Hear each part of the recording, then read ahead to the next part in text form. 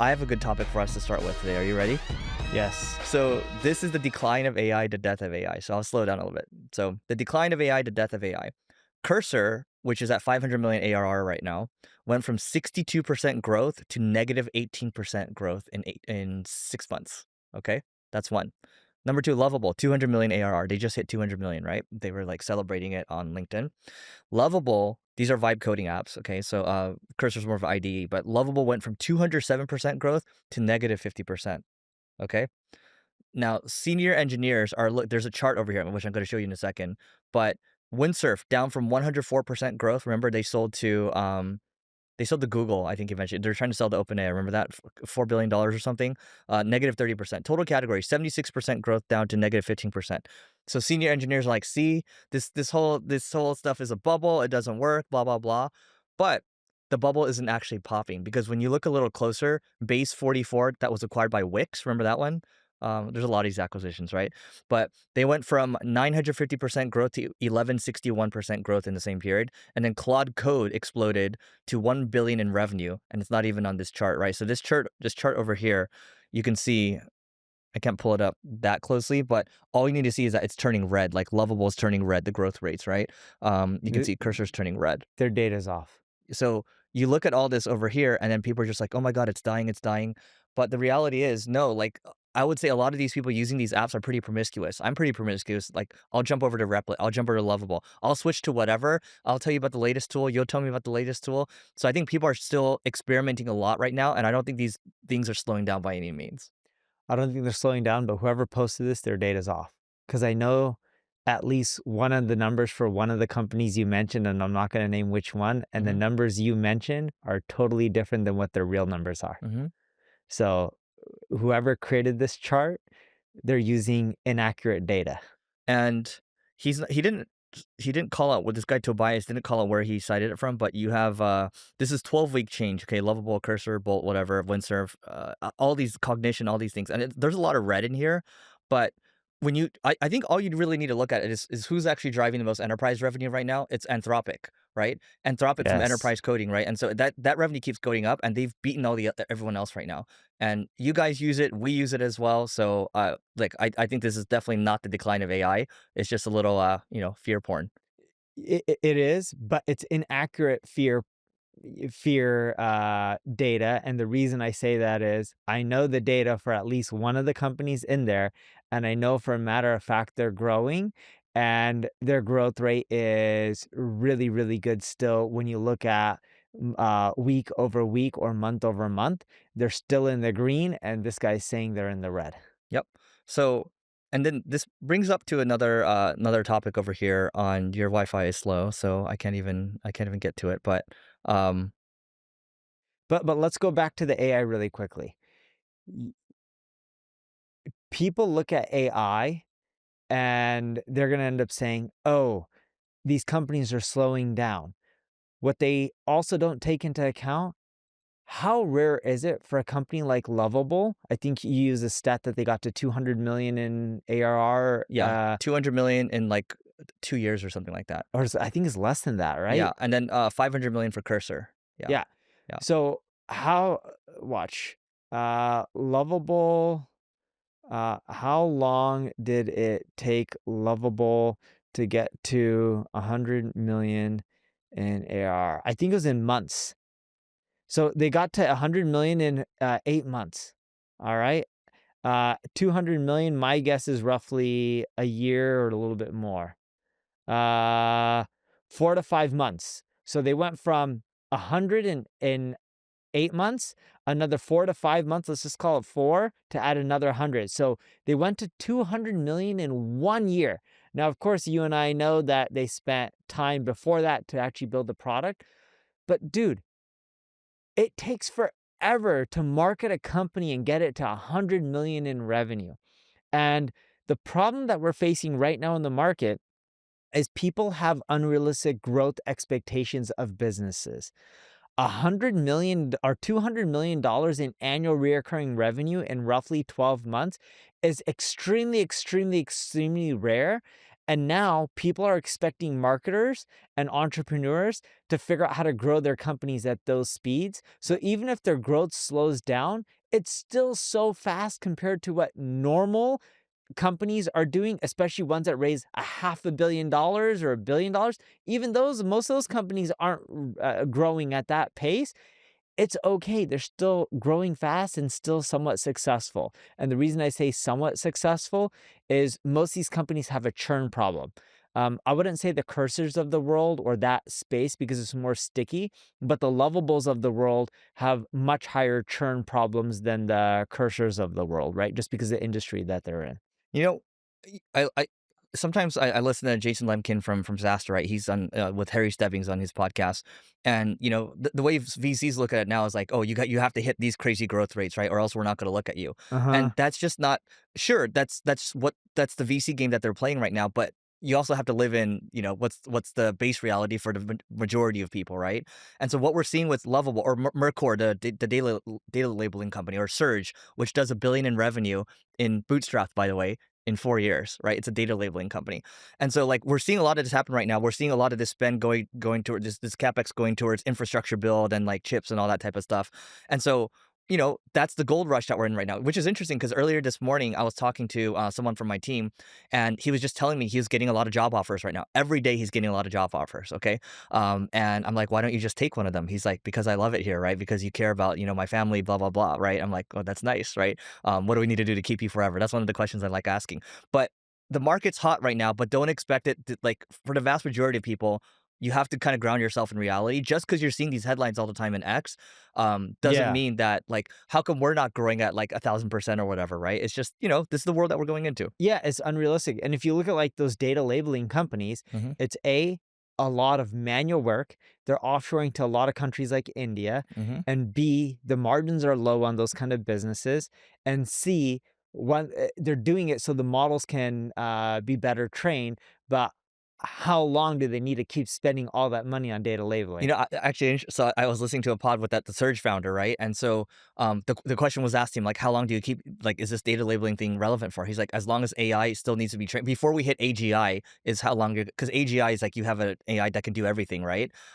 So he's like, until we reach that, which I think Ilya from one of the, or maybe Andre Karpathy was like, it's going to take us like 10-15 years to hit AGI. So maybe 10-15 years out. Cigar bud business. Yeah. Yeah. Cigar butt business, which is what Warren Buffett said, right? But again, Mercor, I think they're doing a couple hundred, if not like close to $1 billion in revenue. Surge, again, bootstrapped to $1 billion. And you have Scale AI, which, sold to Facebook, or sold 49% to Facebook, right? Remember that one? Pretty much sold is their way of skirting around Yeah.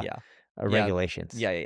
So all that to say is like, look, I don't think there's a decline in AI right now. I think you and I are very, very bullish about it. All right. So I wanted to take a moment to tell you about my podcast co-host Neil's agency called MP Digital. And they work with a whole host of global companies or a global organization. Also, Neil has SEO tools such as Ubersuggest and Answer to Public. All you have to do is go to npdigital.com to learn more, and we'll see you on the other side. I think what's interesting to me too, I'm looking at data from Ramp. So Ramp is the credit card company, right? Mhm. So this guy is always showing interesting data. So Ramp AI Index shows AI adoption held flat at 45% of businesses in November, driven by slight declines in the finance and technology sectors.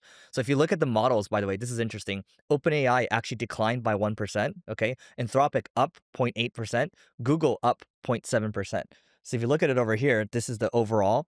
This graph, okay? OpenAI, like you see the green ones kind of going down a little bit, and then Anthropic is like boom, right, which we just talked about, and then Google is like, oh, you see it's like it's kind of like popping up. So to clarify on this is Ramp, the credit card company, because they're Uh-huh. seeing all the credit card spend. Yep. This is business adoption of AI, and they're classifying it as people paying OpenAI, like for ChatGPT subscriptions or the API, or Anthropic, or Google Gemini subscriptions, etc., Yep. Hey, or what's Nano funny? Banana, or whatever you want to call it. XAI is going up as well, like very slightly, but Google, like Nano Banana, like Gemini pops up, right? So like, look, it's like once something new comes up, boom, this pops up, this goes down over here, and then they need to launch something new, and then they pushed 5.2 out yesterday, right? But in Anthropic, right, they're just focused on enterprise, and so like there's like stories within this one. It's like if Anthropic, we're just gonna focus on enterprise. Google, we're gonna try to cover everything. Maybe we'll give it away for free, and then our models are just gonna kick butt.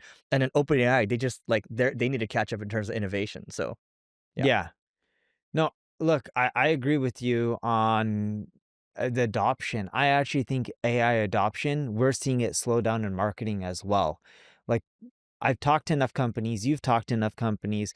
We all know about the AI slop problem.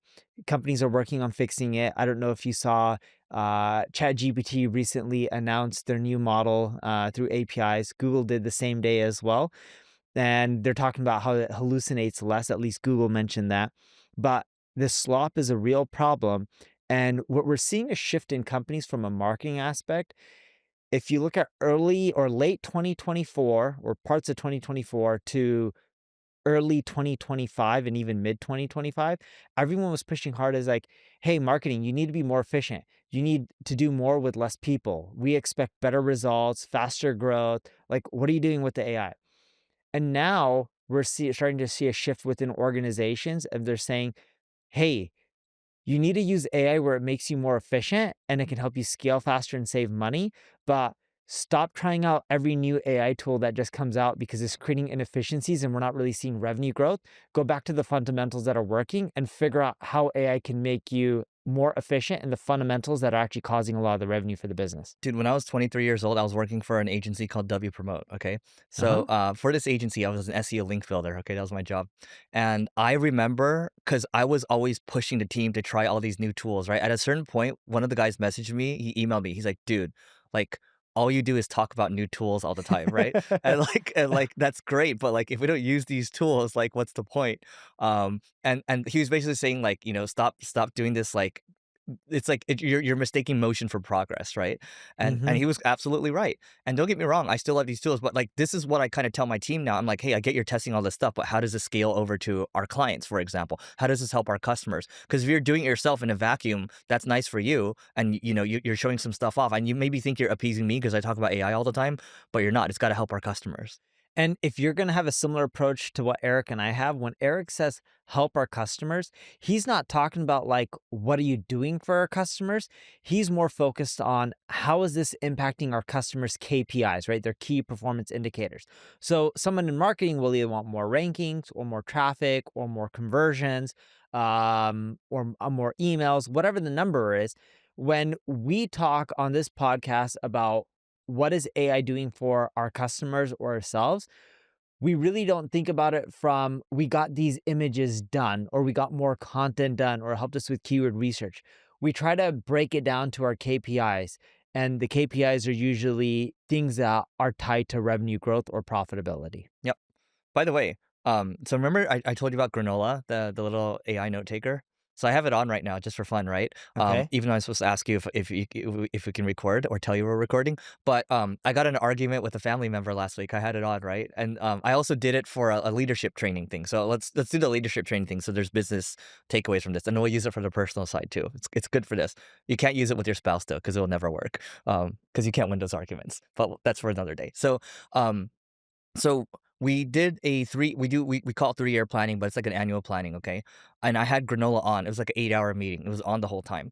And so through that, it has all the transcripts from it. And then I basically, yes, you can summarize the answers and all that. But what I'm more curious about is like, hey, what is everyone's Achilles heels, right? Like what is each person weak at? What is each like what's the one thing each person needs to address for 2026 to have a successful year? Okay. And it was spot on. Like for example, for me is like Eric needs to stop opening the oven, right? Meaning that if you put a cake in it, you can't keep opening the oven all the Yeah. time. You have to You kind have of to let wait it for it to bake. Yeah, yeah, cook. yeah. So that's like okay. I'm like okay. My action is I'm not going to add a new directive in Q1. Okay. I'm also not going to help as much as I usually do and see how that goes, right? And then for someone else, it's like oh, you need to be much tougher as a leader, otherwise everyone's going to run you over, right? And so it's then I got a nice little image for it and I just paste it into the leadership chat in Slack, and now it's just sitting there.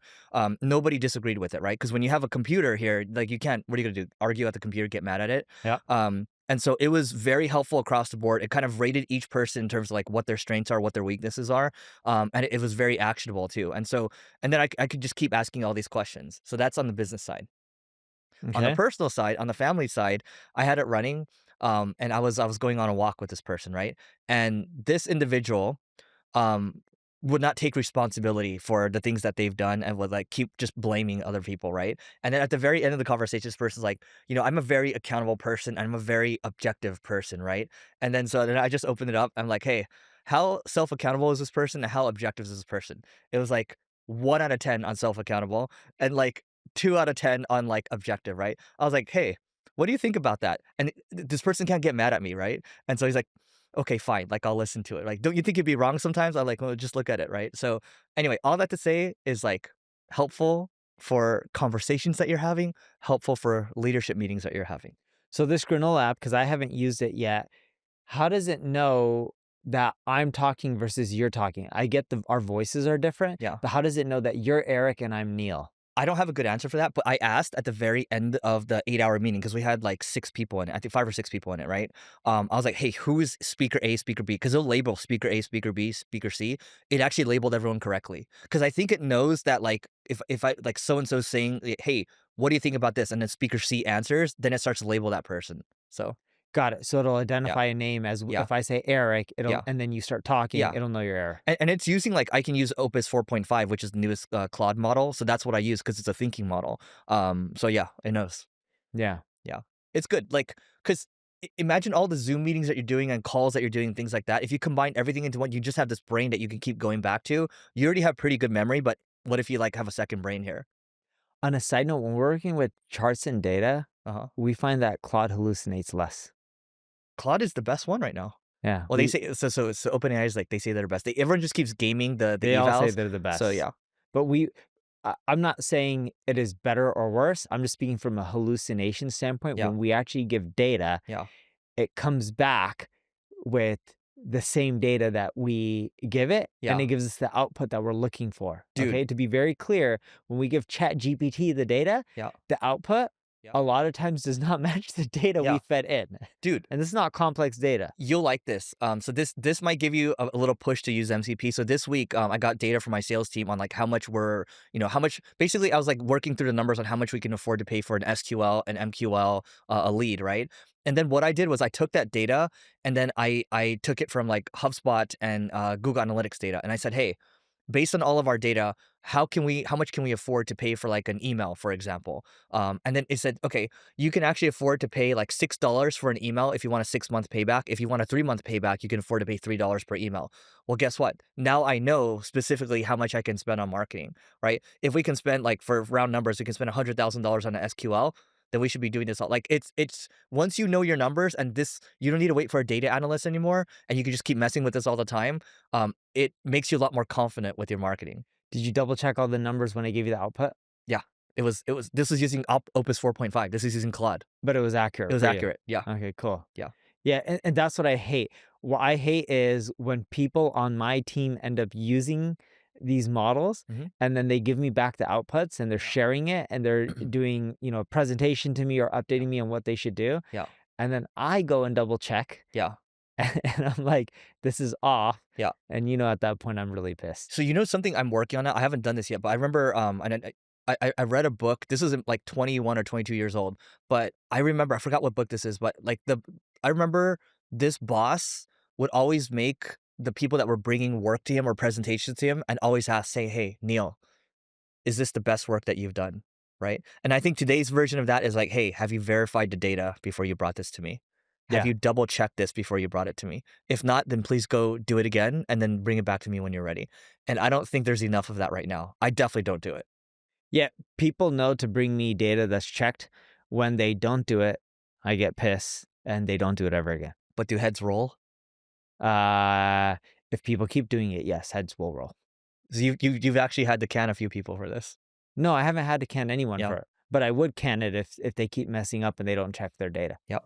Yep. You give them the warnings and HR does whatever. That's the problem when you end up growing into organization with a lot of people. Yep. And in general, we are small compared to the Walmarts of the world and stuff. But for most SMBs, we have a decent amount of headcount. Yep.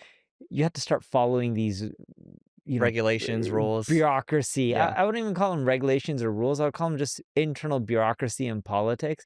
And it's just like, okay, you go deal with this. Dude, I'm not going to deal with this. as a side note, a question for you. So, what percent, and you might not know this, but what percent of people for MP Digital right now of new hires are sourced versus, coming through a job ad?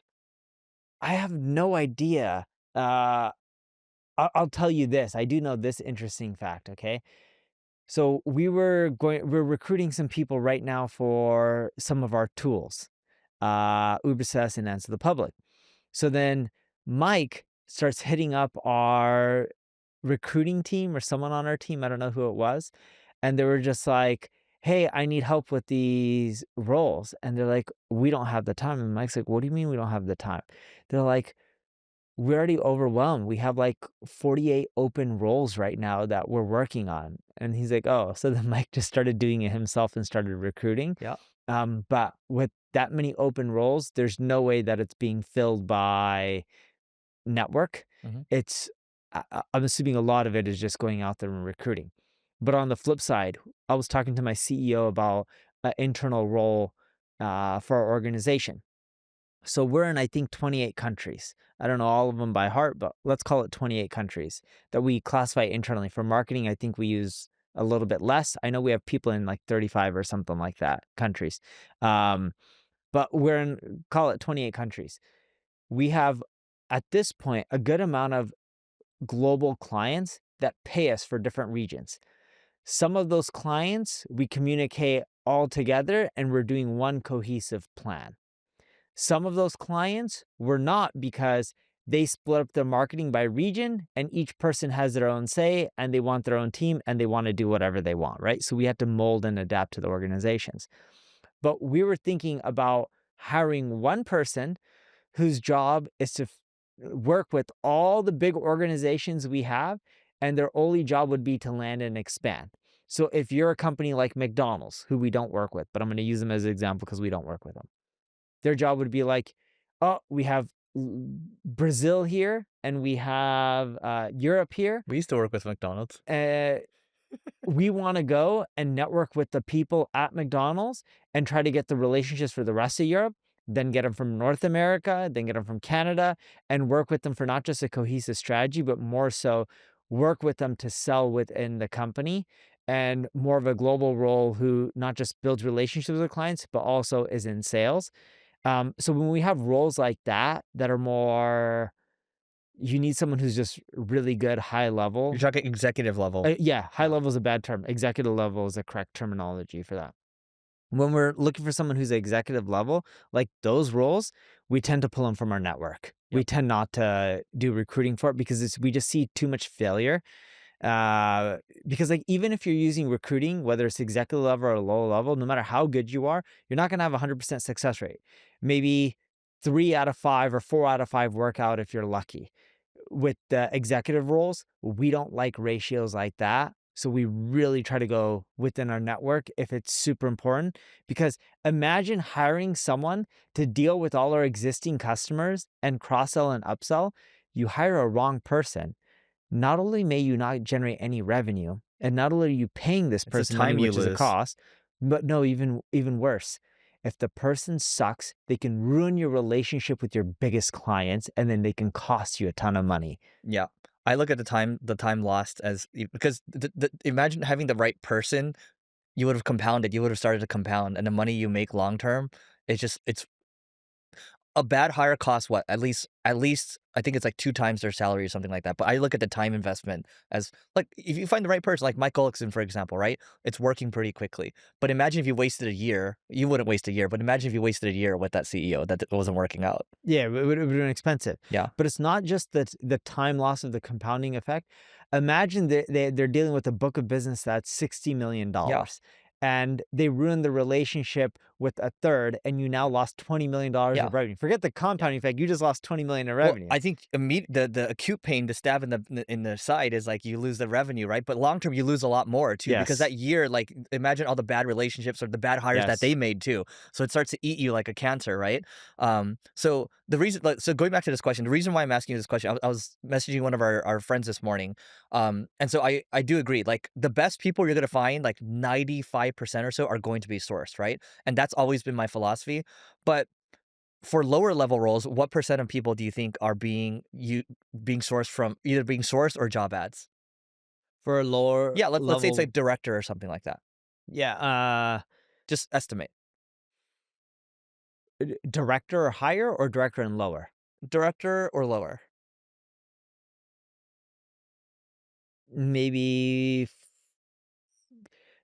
it's easier if I do one level below a That's fine. director. That's fine. If I do one level below a director, Yeah. I would guess that we're probably recruiting like 70-80% of them. Yeah. If it's director and higher, my guess When is you say recruiting job ads. job Yeah. ads, Yeah. HR, following up with Yeah. people. Yeah. If I say it's director and higher, Uh-huh. my guess is we try to use our internal network for at least 70%, 60-70%. Yeah, so that's always been my philosophy, right? Like you got to source like and that ratio seems right.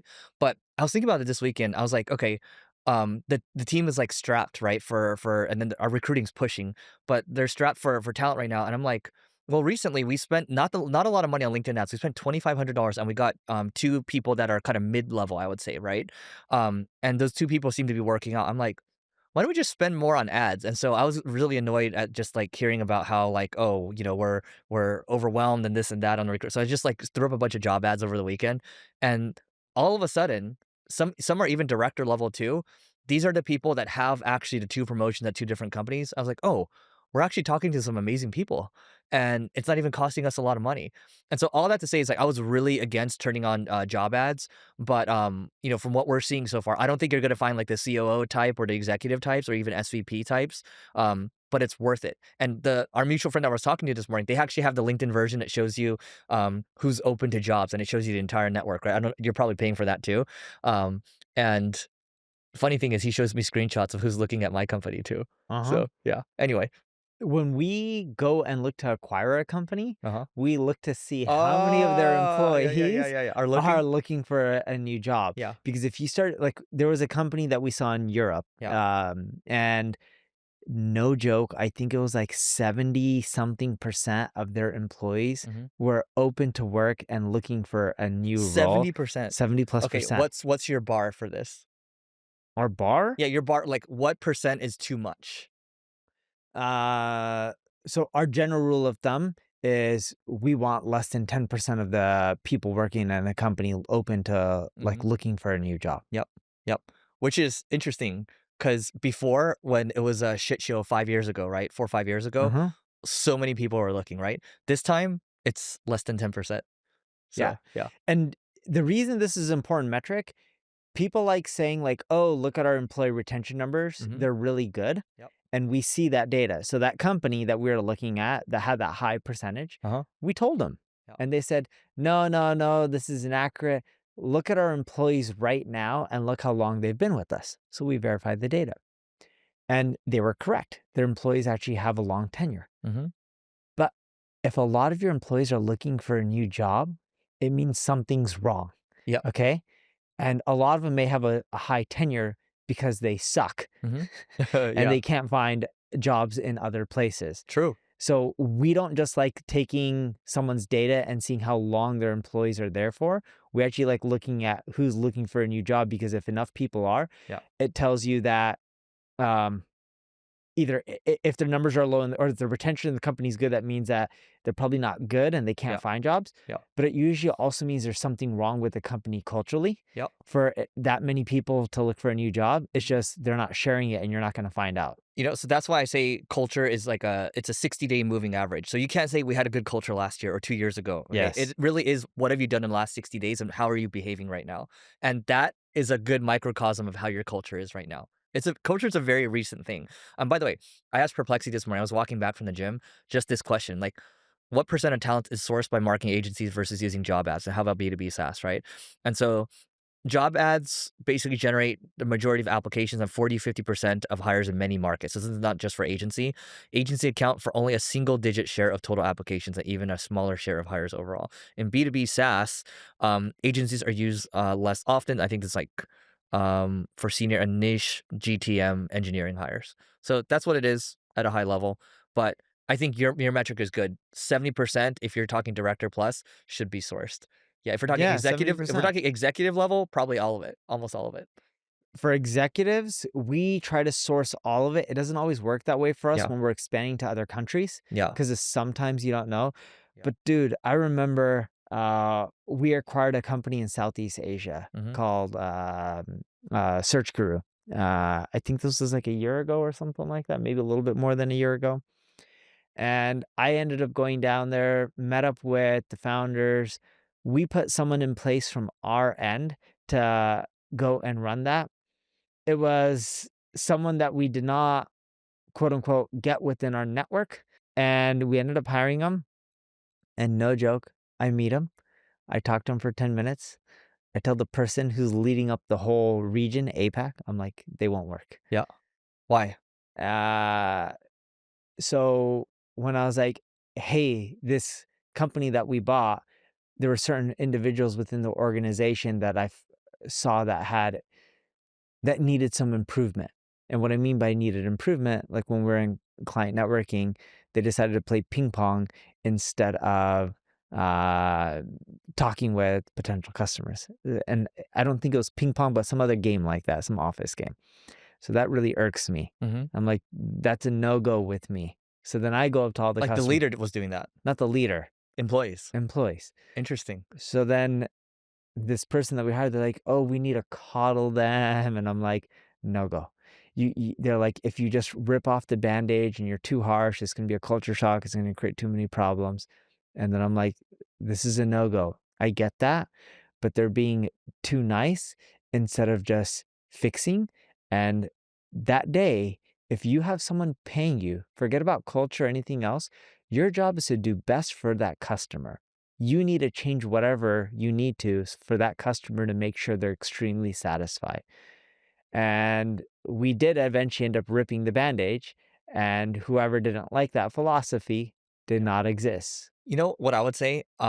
or did not stay with the organization. But you My get the key point. takeaway from this, listening to Neil's story. So when I worked at W Promote, I remember there was a period of time where the CEO walked by and I was actually playing one of the cornhole. So we had like cornhole and like all these like Google given like things right in the office, and then people would just do it in the middle of the day, things that you didn't like. And I never understood why we had that. In my mind, I'm like, why would I ever do that? But hey, if everyone's doing it, I'm gonna do it too, right? So I remember a period of time I was like drinking like a soda or something, and I was playing cornhole, and he walked right by, but he was like down with it, right? I'm like, okay, that's him. I would never. I don't think No, I'd do that at my org. And when I had the office in downtown, we never had like games like that, right? And so I think what you're saying though is like this is how you run things and this is how it is. I don't think what we're saying is like right or wrong, you know? correct. Yeah. And some people like this lax Yep. lifestyle. I'm a big believer that I want to work with amazing individuals who are just obsessed about their work. Yep. And I was talking with a startup yesterday, and they're going to go public. This startup is not paying me. This startup has a lot of issues with their marketing. So I'm talking with the founder. I myself couldn't help but not dig through their website and send a ton of notes of what's wrong and what needs to be fixed. And then when I get a slow response, what do? I go call the founder and then I'm like, hey, this needs to be fixed. Who do I need to talk to get this fixed? I'm so obsessed about having their marketing flows and conversions optimized that I can't stop even though they're not paying me. So much so, I started texting the team and the founders and some of the people in marketing. I'm like, can you please send me data on your existing pricing pages and your flows and what you test and what converted? And then I'm dissecting and they're telling me the numbers. I'm like, this doesn't add up. If you get X amount of signups and this is the conversion rate, and you're telling me this is your LTV, your revenue would be higher by like 3, 4x than what it currently is. Something's off. I'm like, I need your real conversion numbers and it needs to be accurate so I can tell you what changes to make because the changes you're telling me that you made that decrease your conversion don't seem right. And I think you actually got a data problem because your numbers aren't adding up. Yep. And that's obsessive personality. We both have it, at least when it comes to work. Yep. I want people who love what they do. It's okay. When I was 25 years old and I told Neil that a girl broke my heart, he just stared at me. And then he just went back, anyway, he just went back to talking about work. Yeah, that That sounds was all funny. right. Yeah. Okay. Now I'm a little bit better, just a Yeah. little bit. Yeah.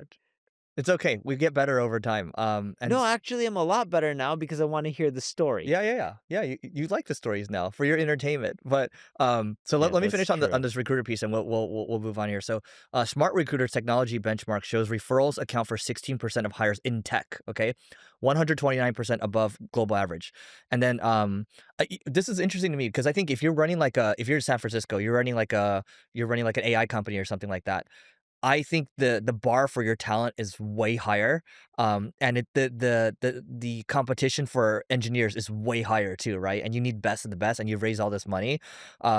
And so I actually think my opinion, when you're a service heavy business, um, what ends up happening is because people are the business, people start to cut corners. That's what I've seen. And I've seen, like, with these Yep. agencies, they hire so quickly, but then I posted something recently. I got a nice graph. I don't know if you saw this, but every B player you hire, it's like you think you can afford to hire B players, Uh-uh. but you can't. Because by the time, if you hire like 100 B players, okay, you actually have decreased your output by 100%.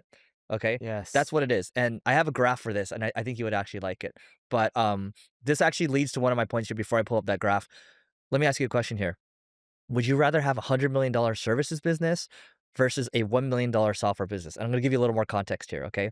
So let's say one business is in the we were talking about this the other week. Let's say it's in the home health niche, right? Or in the nursing home niche, okay? For $100 million? Yeah, it's doing $100 million a year. Okay, so you get to choose this business, right? Which a lot of it is subsidies from the government. Okay, we Is it talked about this. profitable? It's profitable. Okay, A little bit or a lot? a little bit, because the margins on this type of business like yeah, 3 to 5%. So $100 million only produces like 3 to 5 million in profit? Yeah, yeah, yeah, yeah. Okay. Okay, and but also keep in mind, it's government subsidies. We talked about, like, the 10 grand a month, right? Remember that? Yes, Yeah. where you get paid to take care of parents and stuff like that. Is it that specific business that you want me to compare to the $1 million software business? Yes, yes. So would you rather have that business, right? You're cash flowing right now, you have, you know, a lot of it's coming from government subsidies, or would you rather have a software business that just hit 1 million in ARR that is, yeah, you get to choose. How old is a software business? Year and a half, 2 Uh, years. 2 Uh-huh. years. So I just want to clarify this for everyone listening because they probably don't fully grasp what that $100 million business is. Mhm. The $100 million business that Eric's talking about, neither him or I do this, just for clarification. But there's businesses out there in the United States where they help you get paid by the government for you to take care of your parents. So if your parents don't have any assets like homes or anything like that, and they have low income and they already live with you, the government pays you money. So what a lot of people do, and this exists in the Indian community as well, which I'm ashamed of. Um, you know, my family doesn't do it, but what people are doing is these people who are already doing well, their parents are, you know, have lived here for a bit. They're taking care of their parents anyways, and they would have, and they don't need help from the government. But because the government offers subsidies, they're just abusing it and getting free money. I believe those kind of businesses are going away. And the reason I say that is a lot of it is scam based versus they actually need the government subsidy. I do agree that there are people who are helping other elderly people that need taken care of and they can't afford it and the person getting paid barely has money and it's helping people out. For those people, I think it's great, but a lot of the people who are making money from this in that $100 million business, it's a lot of sham clientele and scammy clientele where they don't need the money and they're just taking free handouts from the government. So I don't like that business and I would not do it. If it was purely legitimate and it was only for people who are needing it and is running at 5%, I would take that 5% margin business because that's 5 million a year over the $1 million software business that's been around for a year and a half. Mhm. Just due to the fact that if it is legitimate, you can sell that business and that $5 million profit business, you probably can get maybe 15 million bucks for Mhm. 20 max. Yep. But to Neil's point, what we're saying is, would you rather go with something that compounds, that's legit, or would you rather go with a hustle, right? That can go away at any time once the government takes away the subsidies, and they're paying attention to those subsidies now. Yeah, and in general and speaking, Eric and I, even if it was $1 billion, we don't like the hustle type of businesses, not just because it can't go, or not just because it's probably going to go away over time, but because you feel slimy. Yeah. Business is not just about making money. You want to market a product, run a business that you're passionate about, that you love, not something that's slimy, because it's only going to last so long. You know what's funny? We did a podcast like 2 years ago. I was like, "The purpose of business is to help your customers," and Neil's like, "The purpose of the business is to make money." Yes. But, okay, let me go back to the It, graph it, here. it is to make money. I believe all businesses should end up making money, but if you don't love what you're doing, it's not worth it. What if it's, what if it's like a drug you're a drug business, you're a drug lord? It's too unethical. Or I'll give you an example. A publicly traded company hit me up to be the CMO. Okay, whether you want to consider that owning a business or being part of a business, massive organization. I would have got paid a nice lump sum to go to New York City. They would have paid for a home, a really nice home by Central Park. Yeah. And I'm not talking about like a $2-3 million home or a $5 million home. My upfront fee would have paid for, This no is joke. recent. It depends what you Couple years consider ago. recent. Couple years Within ago. a few years, Yeah, yeah. yeah, yeah. Okay. And I, with stock compensation and everything and performance, I should at least hit 8 figures a year. Mhm. So let's call it 10 million bucks. I'm just rounding. I'm throwing out a number, Yeah. but most of it was all stock compensation. Mhm. Okay. Even the upfront, it was, stock grants, but then I would use my own money to buy the home, but it Yep. was a way to pay for the home. You're Yep. following me, Yeah, right? yeah, yeah. Um, and I would have to stay there for a certain amount of time. Mhm. The money wasn't worth dealing with the internal politics and bureaucracy. Mhm. Forget that I already have something that makes money. Yeah. And it's just, I personally wouldn't be happy working somewhere. Even if my current team can maintain my current business and grow it, then in theory, I'd be making money from both places. I wouldn't be happy dealing with Yeah. bureaucracy. I do agree doing a business or doing marketing, it's about growth and making money. But if you're truly going to be miserable, it's not worth it.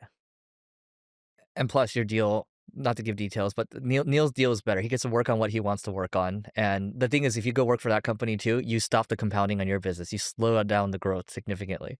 Correct. Yeah. So, okay, I want to come back to this thing real quick here, and then I want to talk about.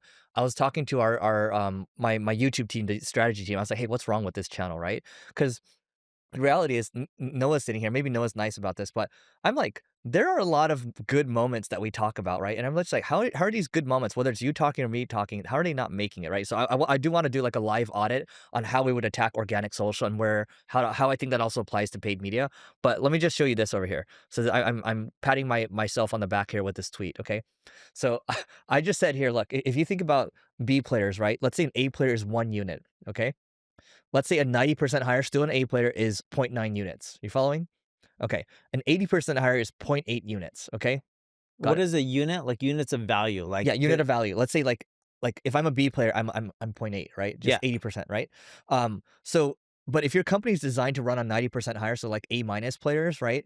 Every B player you hire creates a dilution multiplier of zero point 0.8 divided by zero point 0.9, which is 0.88. Okay. So what ends up happening here is if you have this ratio, if you have 5 B players, it ends up being 0.56 units. Okay. And then if you hire 20 B players, it's 0.09, meaning that you've decreased your expected output by 91%. Okay. And then Gemini actually put together this nice little graph over here. Okay. And it's just the compounding decay of organizational output. So if one is like 0.88, it's not that bad, right? But you're like, oh, I think I can get away with that. Yeah, yeah. Then what happens? You have the bozo explosion. And I literally had the bozo explosion 5 years ago. Okay. And it's really hard, very hard to recover from this. Very It's hard. really hard. Very hard. I've done it. Very hard. Want Yeah, to do it you again. just gotta cut. Yeah. So You really gotta cut. that those are the numbers behind it. Like, this is why when people are like, "Oh, let's just let him in," and like, this is why Naval tweeted this, right? This is funny because I don't know how involved are you with recruiting, but Naval said founders cannot outsource recruiting, right? It is literally the most important thing. The early people are the DNA of the company. Mhm. And the thing is, the important size at which a company starts changing is not some arbitrary number like 20, 30, 40. It's the point at which the founder is not directly recruiting and managing everyone. The moment there are middle layers of management, then you are somewhat disconnected from the company. And your ability to directly drive a product team that can take the company from 0 to 1 goes away. So we really cannot outsource recruiting. People think you can. They hire recruiters. Maybe you can outsource a little bit of sourcing, but I would argue even that's difficult. So the non-obvious reason is that the best people truly only want to work with the best people. That's what it is. And you know what that Yes. feels like. And you won't tolerate working with, like, the moment someone starts to like not have the right data, you moved on to someone else. Yes. Yeah. So I'm curious, how do you do it? Because I know you're not that involved with recruiting. Mike is. It's one of his best skill sets. Okay. Which Mike? Mike Camo. Yeah. He spends a lot of time Mike's really good recruiting. with people. He's the one who also got Mike Gullickson. Technically, JJ got us Mike So he Gullickson, but closed. Mike Camo closed him. Yeah. So he's a good so that's a big reason why your executive staff is so strong. We closed Mike Gullickson before I met him. I met him after he signed After up. Mike. So yeah, it's good. So Mike is your co-founder that's on top of recruiting. Yes. Yeah. And for all leadership roles, he Yeah. double checks. And I wouldn't even say, I mean, like, I don't think you care, but, like, I would say when I've seen you recruit in the past yourself, it doesn't usually work, like, not usually, but a lot of times it doesn't work out. unless it's marketing roles. Yeah, Marketing roles, sales roles, I can recruit extremely well at, yeah, and I only stick to those. So, for example, Nick Rushan, I recruited. yeah. What Okay, so when we were interviewing Nick, it was me, Mike Campbell, my co-founder, and Uh-huh. Nate. Remember Nate who used Yeah, yeah, to yeah, do yeah. sales? Yeah. And I went to dinner with Nick, uh, and I was like, "This guy's gonna be good. He can And he was a close." paid media person at the time. Account manager. Okay. So he was managing accounts for iProspect. Had never done sales before. I've never done sales, Yeah, but I'm like, "This guy will close." He's actually our number one sales yeah, guy, right? yeah, Globally. yeah. So then, I remember at the time because we just started up. Mhm. If you look at our current employee count, Chad is our longest standing employee. Nick is number two. He's been there I almost don't know from who day Chad one. is, yeah. I know who Chad Nick is. runs all of content. Okay. So at that time, it was expensive for us. Nick was not a cheap hire. I don't know what his salary was, but it wasn't 100 grand or anything like that. Like it Mhm. was multiple six figure. And this Like is first year. I think including commission, all Yeah, that kind of stuff, it was yeah, gonna be expensive hire, right? yeah, Because he was already somewhat seasoned. I don't know exactly what it was, but it wasn't like a cheap role where he was in a position making 100 grand a year or yeah. anything like that. And sales is commission based, so you can make more if you do really well. He's one of our best sales reps, or Mhm. is our best sales rep from a revenue generation standpoint. Nick, at that time, what is it? Mike, I remember saying, he's expensive. Mhm. He's just like, this is gonna be tough for the organization. Can we afford it? Yeah, And I said, "We need to hire him." And I remember sitting down with yeah, Mike and Nate there, and I'm like, he's in sales. yeah, If it doesn't work out within 3 to 6 months, you cut. yeah, We'll know within 3 months." But I'm like, "I'm telling you this will work." And Mike's like, "I believe you." He's like, I believe Nick will work too." yeah. We both felt that. I didn't have to convince him that he felt Nick was the right person, and he didn't have to convince me. Yep. And we're just like, "Screw it. You just go for it." Like when you know someone's right and Uh-huh. you can only get so many right Yeah. people, you just go and get them. Yep. And to some people, it's like, oh, it's a gamble. We can't afford it. But like that gamble will pay off exponentially. And sometimes you go for Uh-huh. it. Yeah. And I don't care about budget or whatever. It's like once you got that feeling, like we call it the fuck yes feeling, part of my language. But you know, you know. And that feeling is right a vast majority of the time. And then when we started working with Nick, he doesn't have a patience for working with incompetent people. Hmm. So then he started helping us recruit better people in our organization. He helped us recruit JJ. Hmm. Technically, he tried getting us a guy named John. I won't say his last name. And John wouldn't end up coming, but John referred JJ, who Uh-huh. you met back in the Yeah. day. Yeah. JJ was, I forgot what his role at iProspect was. And Nick was like, "Yeah, he's good." So we ended up getting JJ. JJ was great. JJ helped level up and bring in like one of our best operations people, Tracy, and then from there, like it just kept snowballing. He kept bringing in more and more people. Yep. That's what happens. So going back to the point, good talent likes to work with good talent. One Yes. final thing before we move on from this one. So Naval, the tweet says, so one good test, and I didn't actually think about this before, but one good test is when you're recruiting a new person, you should be able to say to them, walk into that room where the rest of the team is sitting. Take anyone you want. Pick them at random. Pull them aside for 30 minutes and interview them. And if you aren't personally impressed by them, don't join. When you do that test, you will instinctively flinch at the idea of them interviewing randomly a certain person that's kind of in the back of your mind, okay? Maybe don't talk to that person, right? That's the person you need to let go because that's the person keeping you from having this high functioning team that all wants to impress each other. Yeah. Yeah. And when you just have those people, they figure out how to make a business grow. Yeah. Yeah. You don't need to tell them what to do, right? Uh-huh. You can be the bumpers. Like, have you done the bowling with the bumpers? You're basically the bumpers. Yeah, yeah. I So do they it for don't my fall into the kids. gutter. Yeah. Yeah. Yeah. So, My favorite thing is someone asked me today, "Hey, one of our executives is going to someone else in the marketing space. They're not a competitor. You know about this. We talked about this a few weeks ago, and uh, they're just like, okay, we got a few other people on our team that they're managing. Who wants to take this over and manage these people?" And I was just like, "No one."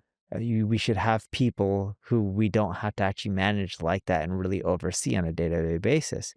They're like, yeah, but some of these people need to actually be overseen. And I was like, cool. What does this tell you? This tells you that you need to end up replacing them with better talent and be fair to them and give them severance and stuff. And at first I told them, have you actually talked to those people and try to get them to improve? They're like, yeah, we tried training them. We've documented things. They just can't, they're not the right fit. I'm like, yeah. So the key is not to manage them. The key is to just put in the right people.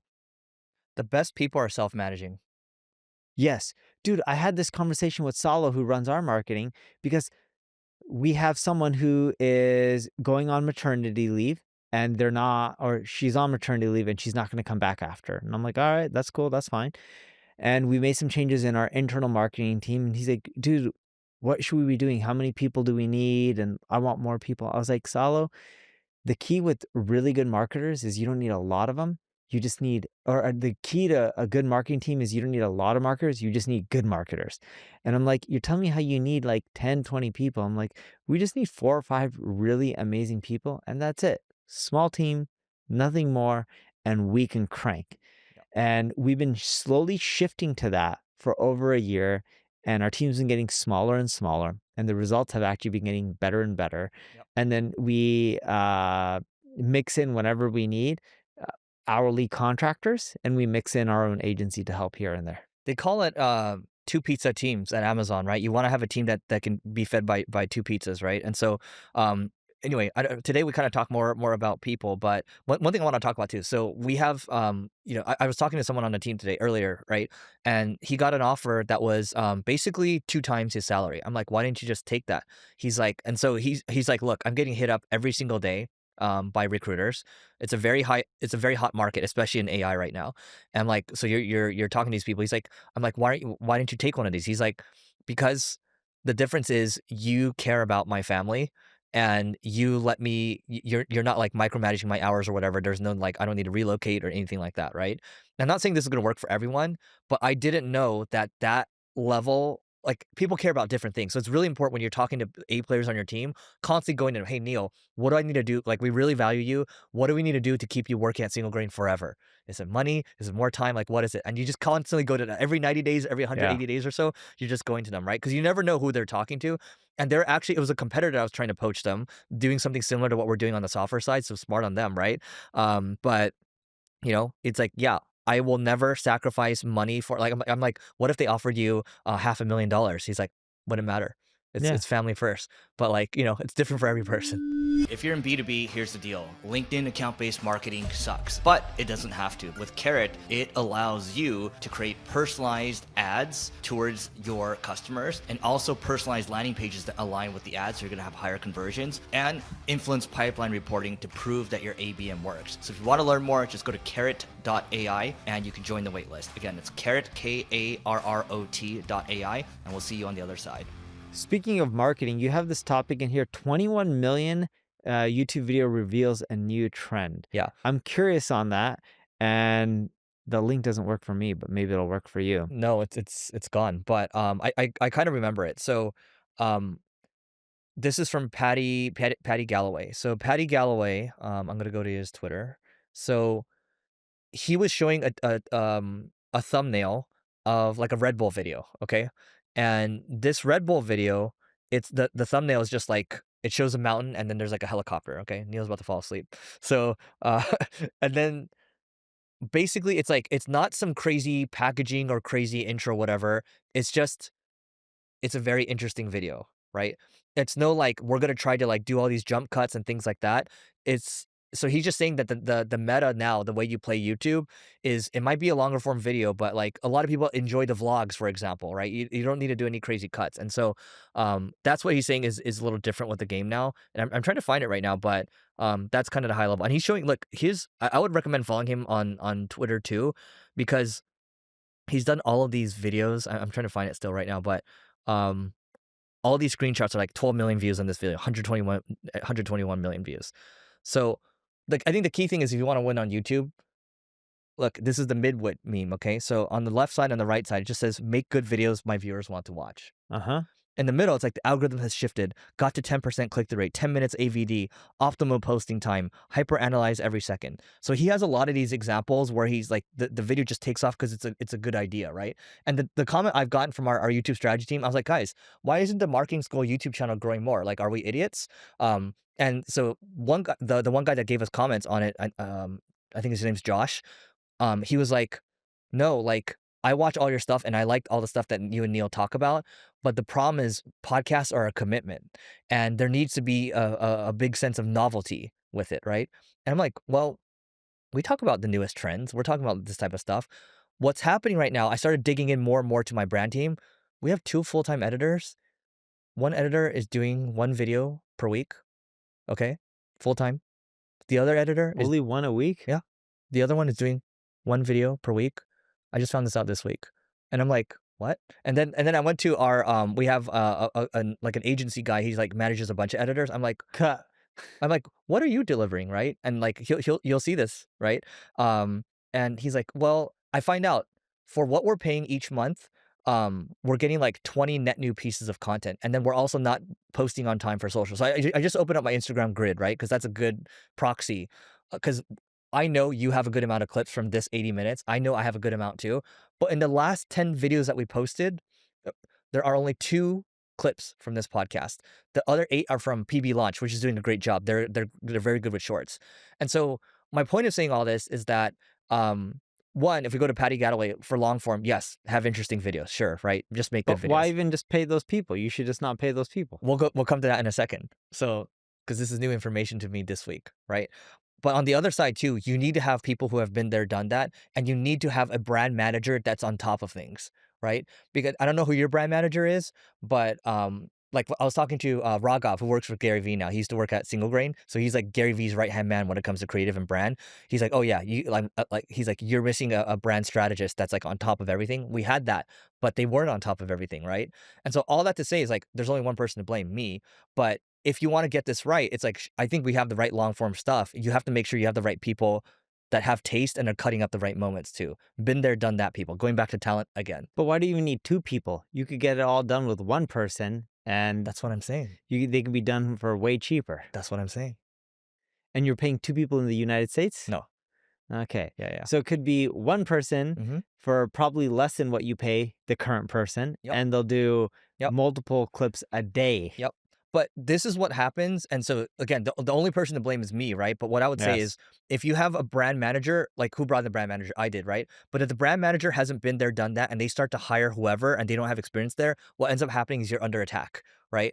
And that's why I think that's when the growth slows down. So this is a good microcosm of that. Yesterday, I did lunch with someone who's a YouTuber, social media guy. His name's Marcel. So he's like in like the self-help space, okay? Uh-huh. Um, does well, has tons of Ferraris, nice home, yada yada. You get the point. So he tells me about this YouTuber that he's working with. This couple, they're getting more views than Mr. Beast right now Mm. on a daily basis. Mm-hmm. They're literally the most popular YouTuber right now. Not for total number of subscribers, but Views. when you just look at views. Yeah. And I said, what kind of content is it? And he's like, brain rot. Right? When he says brain rot, he means just like random content that just passes time, like entertainment. Mm-hmm. So I was like, okay, what are they gonna do? He's like, dude, just imagine the brand deals. He's like, if I get him a brand deal, he's like, you know how much money they can make? And I was like, they're not gonna make much money at all. He's like, why?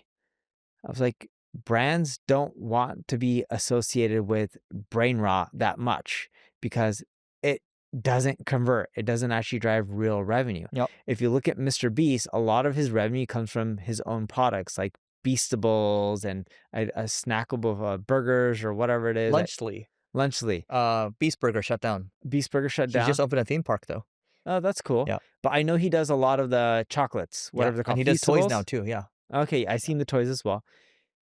But that's how he monetizes really well. Sure, he has sponsors, but he's built such a big brand. It's very rare to get those sponsors. And the sponsors don't make him that much money. It covers a lot of the costs for the videos. Mm-hmm. It's not a massive profit organization. It's a high revenue generation from everything that he does. But when you look at his content, people are like, oh, I got brain rot content. I'm just going to go get sponsors. I'm like, no, you're better off creating content around a specific vertical, having a fraction of the views, having less than 1 million followers, and you probably can make more income. It's very hard to replicate the Mr. Beast model or the Kim Kardashian model and make a killing. If you look at all of them, none of them make enough money from brand deals. They made the majority of their wealth from their own products. And if you're known for content for brain rot, it's hard to create your own product that's applicable to everyone. Yep. So if we go back to this piece over here, okay, so he actually, here's the thumbnail. This is a 16 million view video, okay? So a private tour of an Indian billionaire's secret wildlife rescue center, okay? So like, I know some people want the payoff, so I'm gonna give you a payoff at least for one of these. So here's why this video did well. Three key components. One, a big swing idea built on existing format. Two, access packaging. People need to know about this, right? And also like private or whatever, okay? Three, video design for retention and satisfaction. Okay, that's fine. But going back to your point, what ends up driving more revenue? You look at this podcast, for example, right? Earlier this week, we were supposed to connect on. There's a publicly traded company that wants to do a creator deal with us, right? You and I keep getting these influencer deals on the side, even though that's not our main business. Yeah. So we know our audience is more valuable. So all that to say is that I know for on the podcast side, on the audio side, we do well, but there's no reason the YouTube side shouldn't be doing well. So I'm actually doing those of you that are listening to or watching this right now, if you want to help the Marketing School podcast, if you can find a way to clip this long form, find the right moments and prove that you've been there, done that. Don't just say you want to work with us. We will consider that, right?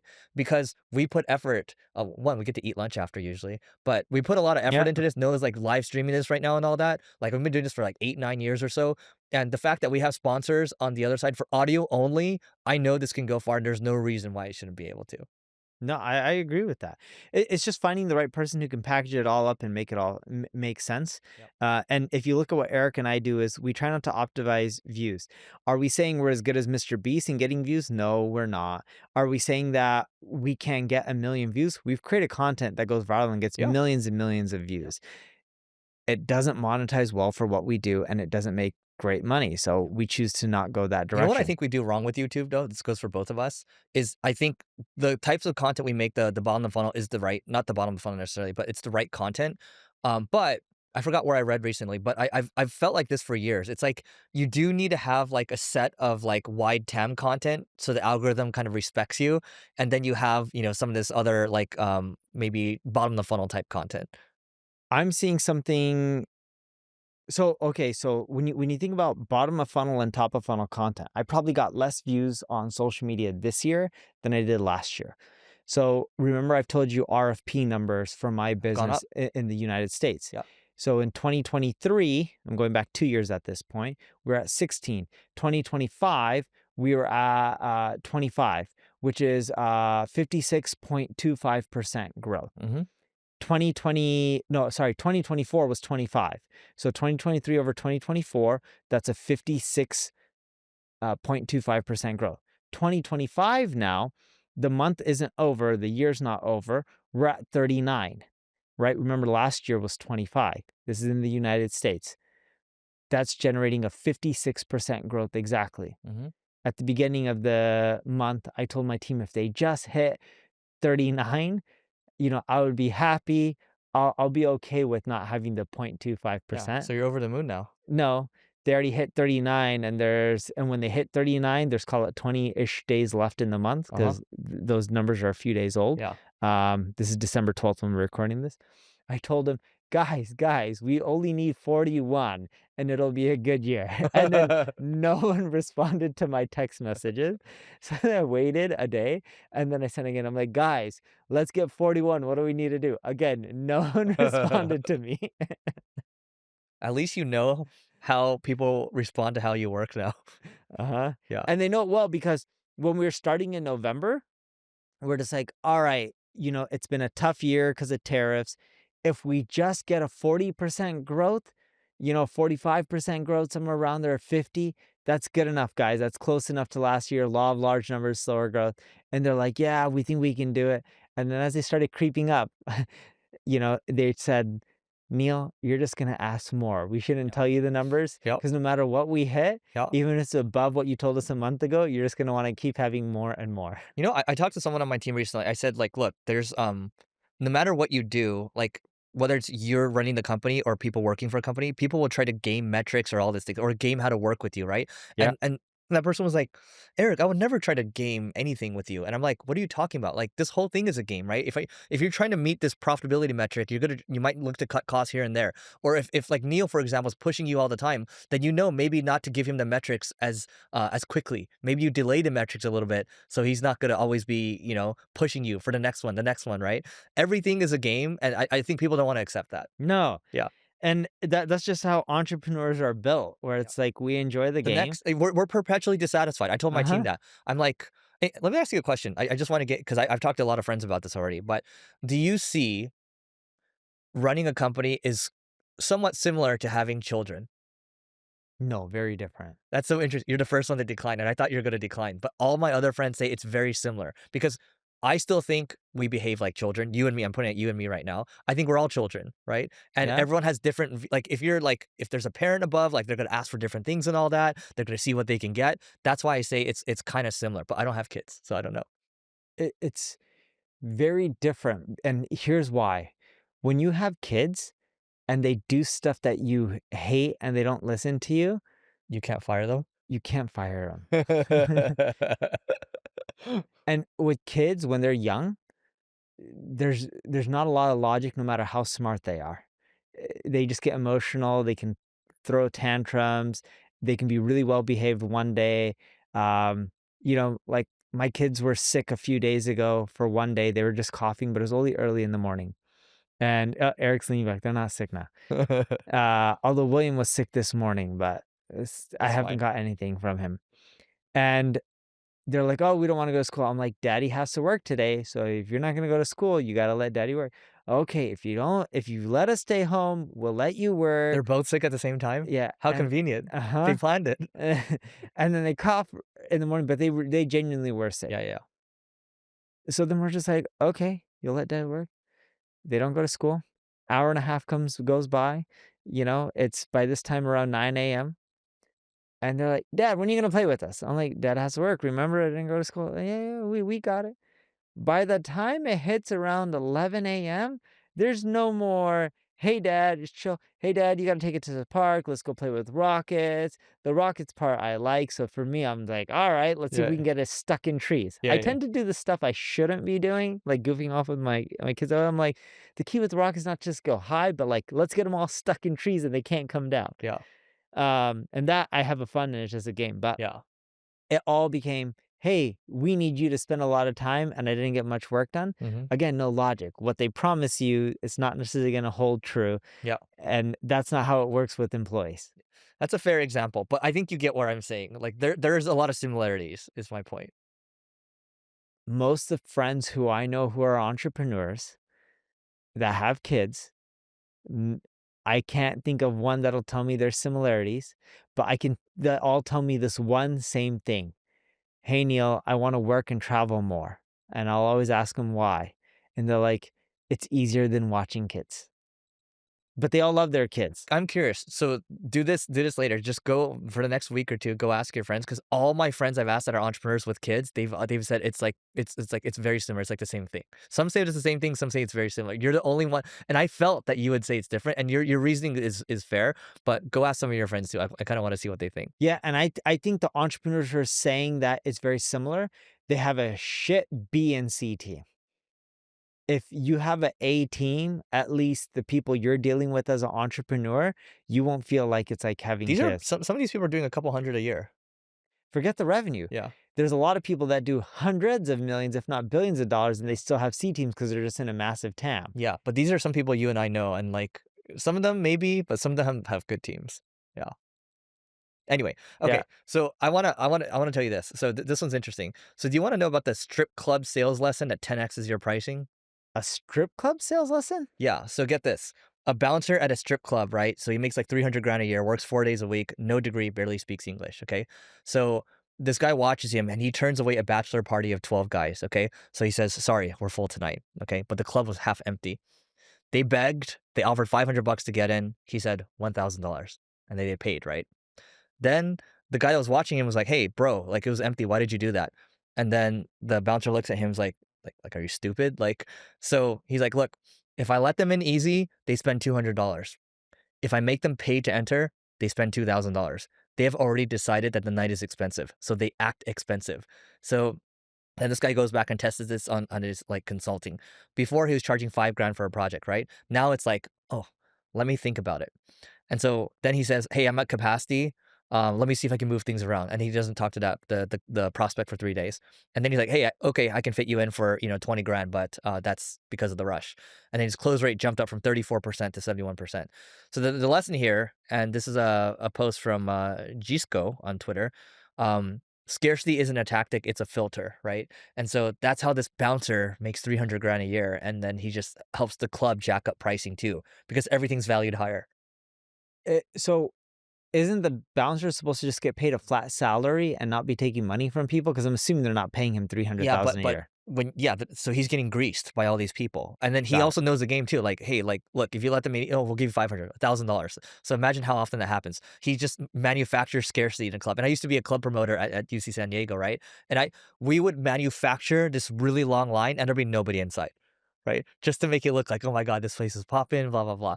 But imagine, like, if he lets them in easy, they don't spend anything, they're not going to spend much money. But because they already spent $1,000 to get in, it's like they have to spend a lot more inside. Yeah, I get what you mean. Yeah. This model for anyone listening does not work if you're an enterprise. No, no, but it works in different areas. It works in Yeah. different What areas areas. do we think it works in? Strip club, that's one. I think it works for like individual consultants as well. Like if you're a social media consultant or Yeah. someone who helps other people with their marketing and you're individual, you don't have a big team. If you're a club promoter, sure. Club promoter. Yeah. Um, any way that where your personal time is valuable and you can say that you're full and you're creating quote unquote fake scarcity, whether that's I ethical or mean, we not, know that's a different consultants that are conversation. doing 7 figures by themselves. Like, we're Yeah. talking about, like, multiple 7 figures Yeah. and they have, like, 1 assistant. Uh-huh. Yeah. So you can do that because you are selling your time. Yes. I think in that model it works extremely well.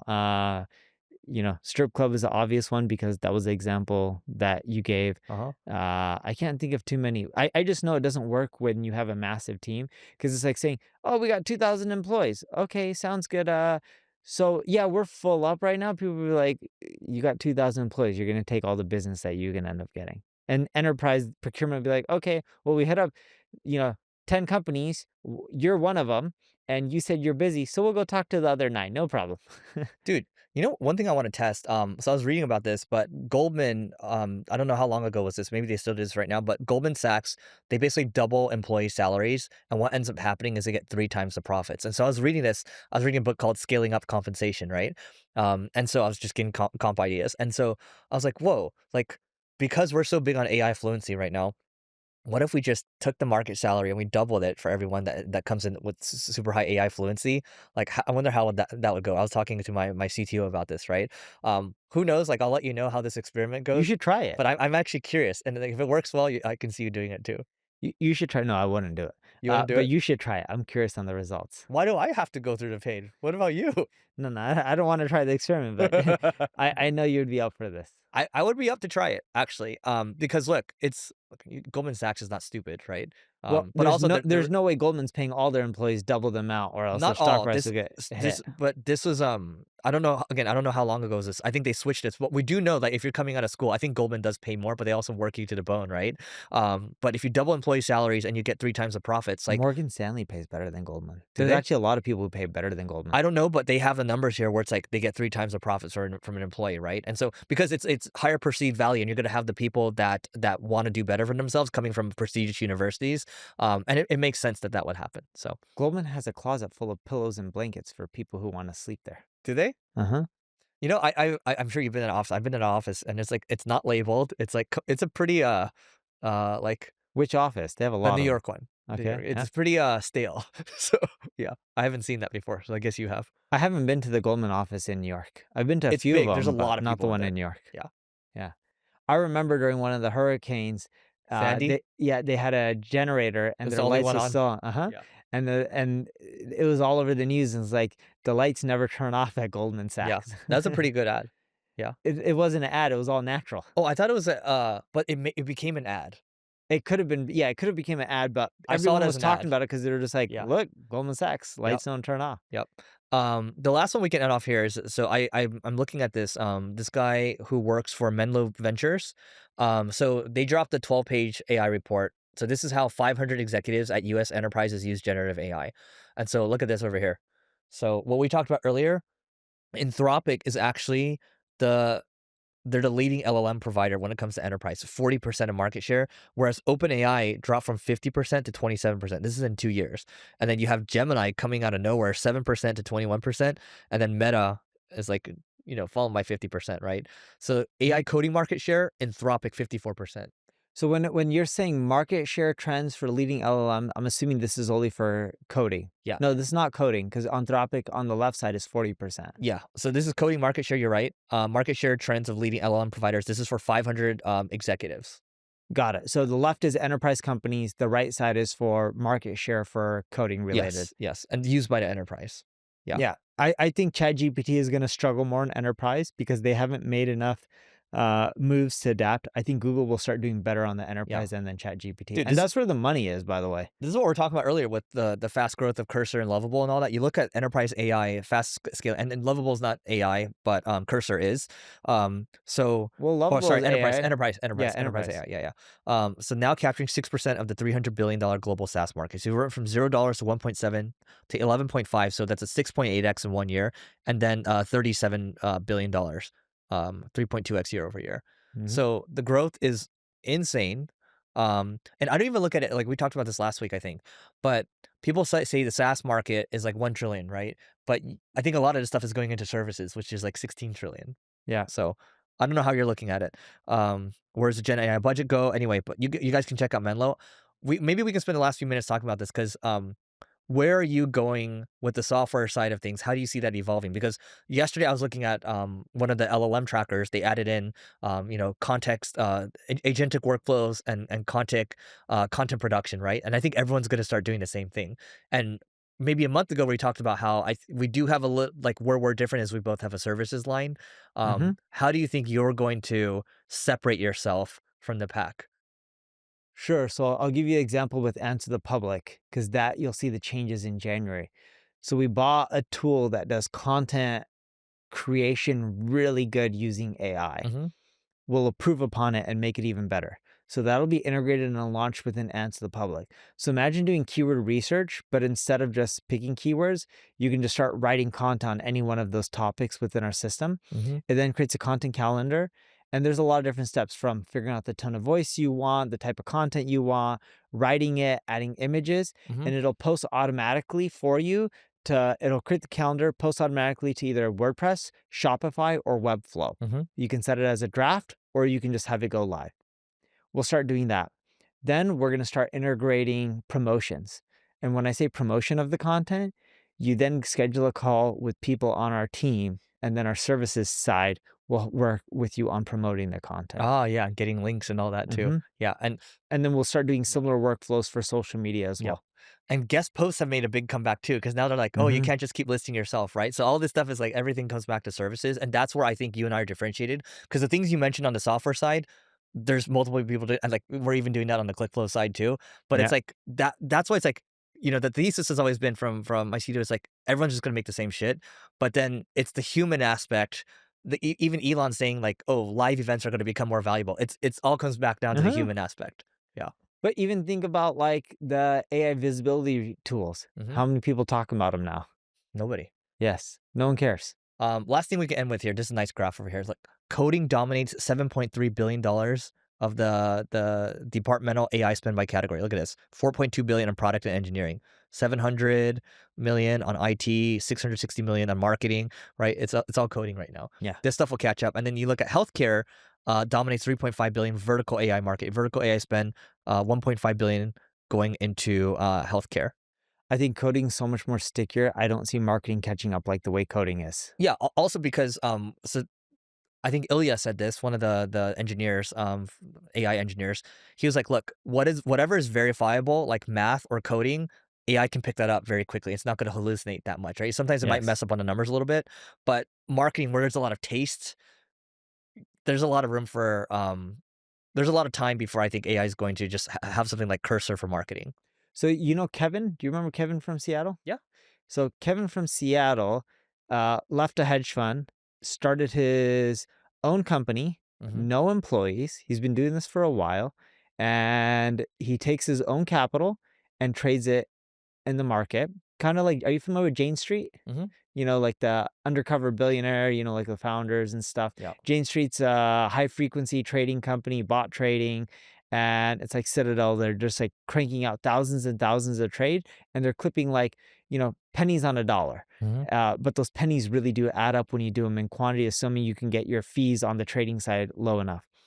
Kevin used AI to code up his own version of Jane Street. Of course, it's nowhere near Jane Street's level. I don't mean it in a disrespectful way, but Kevin's making an arm and a leg. When I say arm and a leg, I'm not talking about like 10, 20% on his money. I'm talking about like in excess of more than doubling your money. And he's starting with a really solid base. Yeah. Okay.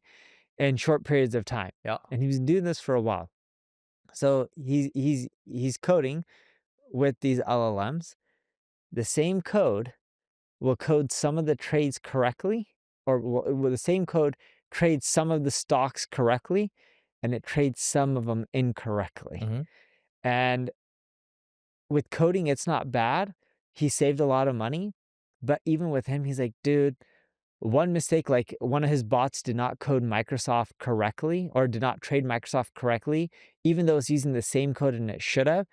And he couldn't figure it out, and he's like, "Man," he's like, "This is when sometimes you just have to hire an engineer to review everything and Hmm. just double and triple check, Yep. because these little mistakes, they don't cost you like $1,000. Some of them cost you millions of dollars or hundreds and thousands of dollars." And he's just like, so he'll start eventually adding people, Yep. but I do see it hallucinating way less, because we were talking about hallucination in marketing versus coding.